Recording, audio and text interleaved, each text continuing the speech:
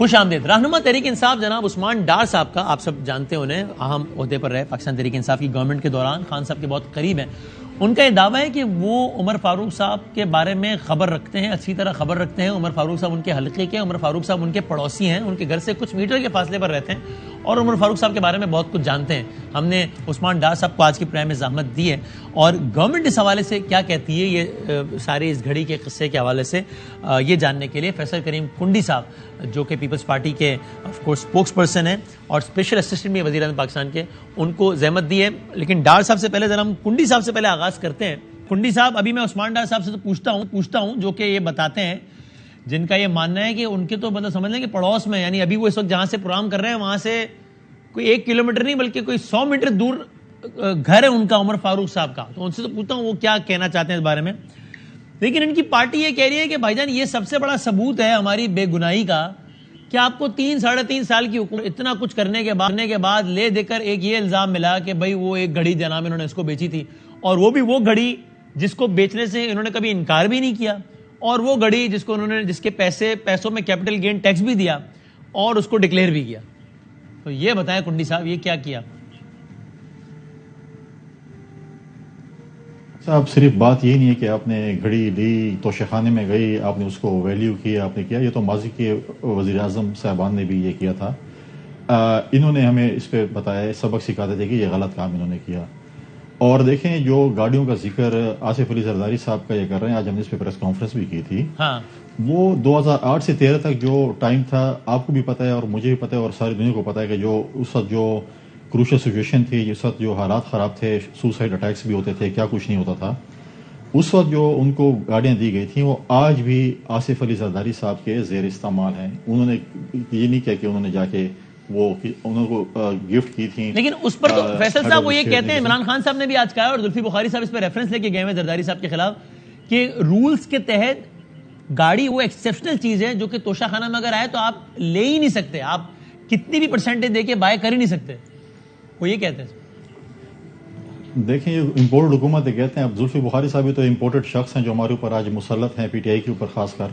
اور وہ یار انہوں نے تو آپ کی تسلی کے لیے اپنی شہریت چھوڑ دی یہاں کی سیاست میں، ورنہ آپ تانا دیتے تھے کہ حکومت جائے گی اگلے دن بھاگ جائیں گے. وہ تو یہاں کھڑے ہیں.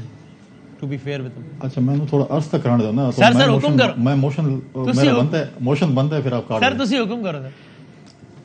دیکھیں انہوں نے یہ باتیں کی. دیکھیں پہلی بات تو یہ ہے، آپ کو سادہ زبان میں سمجھاؤں، ٹیکنیکل زبان میں نہیں سمجھتا ہوں. صحیح، یہ ٹھیک. ایک زمین ہے، اس پہ جو ہے سپوز میں نے قبضہ کیا ہوا ہے، ٹھیک ہے، اور قبضہ کرنے کے بعد وہ زمین میں نے بیچ دی ہے، اور زمین میں جو میں نے ٹیکس دینے کے بعد میں نے دکھایا، دیکھیں میں نے زمین بیچی، ٹیکس یہ میرے ٹیکس ریٹرن ہے، میں نے اس کے اوپر یہ ٹیکس بھی دے دیا اور ہے میرے پاس قبضے کی زمین. تو آپ اس کو خود اندازہ لگا لیں. اچھا لیکن کنڈی صاحب یہ جو آپ نے مثال دی قبضے والی زمین کی، تو یعنی مجھے بتایا نا کہ یہ مثال کس طرح صحیح ہے اس کیس میں. پاکستان کے یہ قواعد و ضوابط الاؤ کرتے ہیں نا کہ اگر آپ کو کوئی تحفہ ملتا ہے تو آپ وہ اس کی قیمت دے کے 20% یا 50% دے کے اپنے پاس رکھ سکتے ہیں. تو ایک قبضے والی زمین تو چوری کی زمین ہوتا ہے. یہ گھڑی چوری کی گھڑی کیسے؟ کیا اس میں غیر قانونی غیر آئینی کیا انہوں نے کیا؟ ویلیو جس طریقے سے اس کو ڈی ویلیو کیا گیا اس چیز کو، وہ بھی آپ کے سامنے ہے کہ کس طریقے سے جو ہے اس کو ڈی ویلیو کیا گیا، اس کے بعد پھر اس کو مارکیٹ میں بیچا گیا، اور پھر جو ہے اس کو جو ہے مطلب ہے کہ جو باقی چیزیں نہیں اس میں تو وہ کہتے ہیں نا کہ ویلیویشن اس کی کوئی عمران خان صاحب نے نہیں لگانی، بلکہ آپ تو خیر کیبنٹ میں ڈپٹی اسپیکر ہیں، آپ کو سب پتہ ہے مجھ سے 1 کروڑ گنا بہتر کہ اس کی ویلیویشن کا باقاعدہ ایک پروسیس ہوتا ہے، اس کے بعد وہ ویلیویشن بتائی جاتی ہے وزیر اعظم کو کتنی ہے. اور پھر فواد چوہدری صاحب یہ بھی کہتے ہیں کہ ابھی جو اس کی کرنٹ ویلیو بتائی گئی ہے وہ تو آج کی تاریخ میں اس کی ویلیویشن نکال کے بتائی گئی ہے، اس زمانے کی ویلیویشن نہیں بتائی گئی جب بیچی گئی تھی. تو اس میں تو یہ ہے نا. دیکھیں آج آپ نے فواد چودھری صاحب کی بات کی. آج دیکھیں بہت بڑا، کیونکہ فواد چودھری صاحب انفارمیشن سیکرٹری پارٹی کے ہیں جی، اور ساتھ ساتھ وہ ایک وکیل بھی پیشے کے لحاظ سے. آج فواد چودھری صاحب نے اور پی ٹی آئی نے جو ہمارے اعلیٰ عدلیہ پہ ایک سوالیہ نشان کھڑا کیا، کیا انہوں نے کہا کہ ہم جا رہے ہیں سو کرنے کے لیے لندن میں. ٹھیک ہے، مطلب یہ ہے کہ آپ کو پاکستان کی عدالتوں کا مطلب ہے کہ کوئی بھی وہ نہیں ہے، اعتماد نہیں ہے آپ کو، اور آپ لندن جا رہے ہیں. یہی عدالتیں ہیں جو ان کو یہ کہہ رہے تھے کہ ہمیں صادق اور امین بھی انہوں نے قرار دیا. تو عثمان ڈار صاحب ٹھیک ہے، لیکن چلیں اس کو ذرا کنکلوڈ کرتے ہیں. فیصل کریم کنڈی صاحب، آپ کو یہ نہیں لگتا ویسے فرینکلی کہ ٹھیک ہے اس پہ ایک اس پہ ٹاک شوز میں بات ہو گئی, اس پہ سارا کچھ ہو گیا, لیکن یہ بھی کوئی ایسا معاملہ نہیں ہونے لگا کہ جس کی وجہ سے عمران خان کا جو فالوور ہے وہ کہہ رہے یہ کیا نکل آیا, اور یہ ہو گیا. کیونکہ عمران خان نیور ڈینائڈ, انہوں نے پہلے دن سے کہا تھا کہ ہاں میں نے بیچی ہے گھڑی, انہوں نے نہیں کہا تھا کہ میں نے نہیں بیچی. تو ایسا کیا ہو گیا؟ دیکھیں میرے پاکستانیوں, اب میں بھی ڈار صاحب پھر عثمان ڈار کے الفاظ میں آپ بات کر رہے ہیں میرے پاکستان. جی جی ٹھیک ہے. ہاں میں کیونکہ آپ کو یاد ہے کہ ایک پروگرام ہم نے پہلے بھی کیا تھا, اور میں نے آپ کو کہا تھا کہ دیکھیں ایک رات بیچ میں کچھ بھی ہو سکتا ہے, کہا تھا, یاد ہے نا آپ کو؟ یاد ہے. آپ کا دعوت صحیح ثابت ہوا. آج میں کہہ رہا ہوں میرے پاکستانیوں, میں نے پہلے بھی کہا تھا پرویز الہی صاحب ہمارے بھی ڈپٹی وزیر اعظم رہے ہیں, ان کے اتحادی بھی ہیں. آج ان کے کہنے پہ وہ ایف آئی آر نہیں کاٹ رہے ہیں کہ یہ پوزیشن ہے ان کی, یہ مطلب ہے کہ پوزیشن ہو گئی کہ ان کے کہنے پہ ایک ایف آئی آر تک وہ نہیں کاٹ رہے. ان کے مطلب ہے وزیر اعلیٰ ان کے ہیں نا, اور ان کی اتحادی جماعت کے ہیں, لیکن ان کی کیوں نہیں کاٹ رہے ہیں وزیر اعلیٰ ان کی ایف آئی آر کیوں نہیں کاٹ؟ نہیں دیکھیں پہلی بات تو ہے کہ وہ پی ٹی آئی کے نہیں ہے, وہ ان کے اتحادی جماعت کے ہیں, ان کے اپنے وہ ہیں, اور وہ ان کے اپنے ضلع کی بات ہے گجرات کی, ٹھیک ہے.